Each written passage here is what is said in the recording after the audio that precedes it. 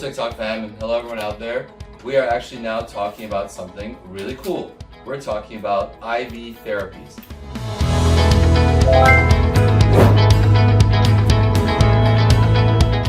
IV therapies is something we do a lot of, and it's something that I really enjoy. And I really enjoy doing these because there's a lot of great benefits to these that I absolutely think are beautiful.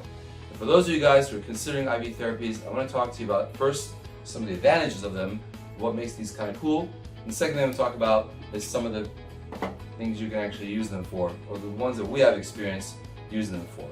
Alright, if you have any questions, feel free to reach out. I'm going to be ready for you guys, but in the meantime, let's get started.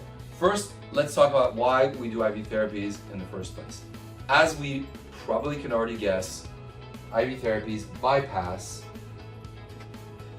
the GI tract, okay? Now this is important. Why? Because a lot of times we just are not absorbing through our gut. And this oftentimes happens if you have some intestinal diseases, by which IV therapies are a surefire way to get the medications or whatever into your system. Or let's say you've just been throwing up. Let's say you have some GI issues. Let's say you've come down with a stomach bug, or let's say you've been drinking too much, you've been throwing up, you can't keep anything down. A lot of times, some of you guys may not be familiar, you end up in the emergency room to get some IV therapies.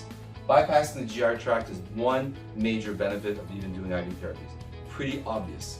That leads to number two, bioavailability. The bioavailability is basically a fancy term for medications reaching their peak levels or desired levels in a way that makes sense. For example, when you put topical creams on your skin, they don't oftentimes absorb because your skin is a fantastic barrier. It's supposed to be a barrier, otherwise everything you put on the skin would absorb. If you go inside the water, you become a pufferfish and blow up. No, you don't want to do that. So a lot of times, bioavailability is diminished because of the barrier. If it's skin, for obvious reasons, we talked about this, but also through the gut, because sometimes absorption doesn't happen. So putting medications directly into the IV tract makes them more bioavailable. This means that it is more reliable. Now, because the reliability is something you don't have to worry about the absorption, IV therapies make a lot of sense. So let's say you're depleted, let's say you've lost a lot of vitamins and minerals, let's say you feel terrible. A lot of the feeling terrible is because you are lacking potassium, magnesium, and essential nutrients that are lost if you've been throwing up or having significant diarrhea. A little bit of information for you guys, a little bit of trivia. Diarrhea is the #1 cause of death among children under 5 in the world. That's pretty terrible.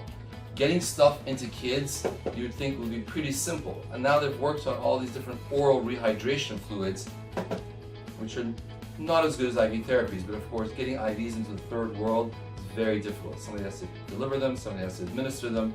It's a pain. For those of us here in this country or in the Western civilization, right, we don't really have this problem, right?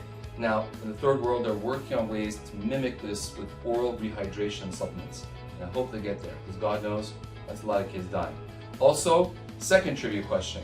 More soldiers died of diarrhea in the American Civil War than died in combat. This is true. So if they do those Civil War enactments, maybe they don't want to make them too realistic, if you catch what I'm saying. Alright, number 3, or number 4 I should say, for obvious reasons, IV rehydration is faster. But as a general rule, pharmacokinetics, a lot of fancy words here, means you have to give 3 doses of medicine to get to the levels that are actually going to achieve anything. Whether it's antibiotics or whatever, you have to have at least 3 doses to get to the levels where it's actually working.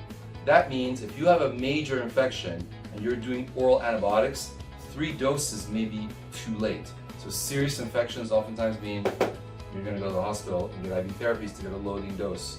Fancy word, right? Now let's talk about some of the things that IV therapies can do in regular practice. Now I'm talking outside the hospital. I'm talking if you go to a medical spa setting like here at Avalon Laser in San Diego. All right? Number 1, you hydrate. Pretty straightforward.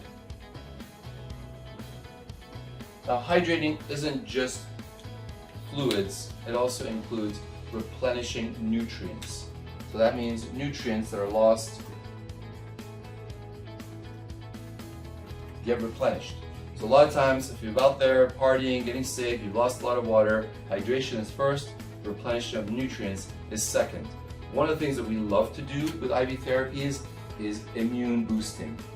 And especially nowadays with COVID, this has been a big hot topic, health and wellness, which is one of the reasons why we started doing this in the first place. I got peppered with so many questions from people on how to improve health.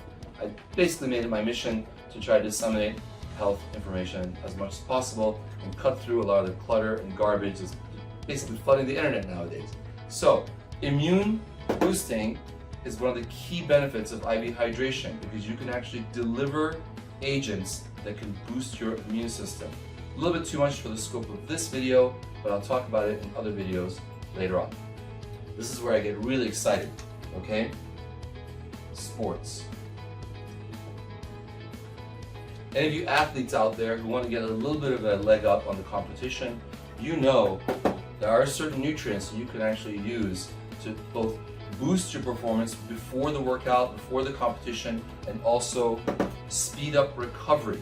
Muscles oftentimes go through so much during activities and they can generate a lot of lactic acid and they can injure themselves and cause that temporary muscle tear down. There are nutrients that you can actually supplement with that will help with recovery and get you back into training, and this is key for a lot of athletes out there. Any of you athletes out there, I know who you are, I used to be one of you, and go to it, because honestly, I miss those days so much. And if I had this back in the day, I can only imagine what my personal records would have been. Now, we get into the really cool stuff. Here it is. Ready for this? Anti-aging. Now, any of you guys who have been to me know that there is a key ingredient that we like to add, which is called NAD, nicotine adenine dinucleotide, big fancy word that biochemists like to chew on. NAD has been really studied for its anti-aging properties. It is a key component in cellular metabolism, and that's the process by which energy is generated. As we get older, our cells begin to atrophy. We don't generate as much energy, which is why as you get older, you get tired, you get lethargic, you don't have the same energy that you used to have. So one of the things that's been studied is how to improve your cell function and decrease cell death and atrophy. NAD is one of those agents, pretty expensive, but it works really, really well at improving cellular function. I hope you guys enjoyed this video. There's going to be many more like it. I welcome your questions and comments. If you're here in San Diego or in Carlsbad, come visit us at Avalon Laser.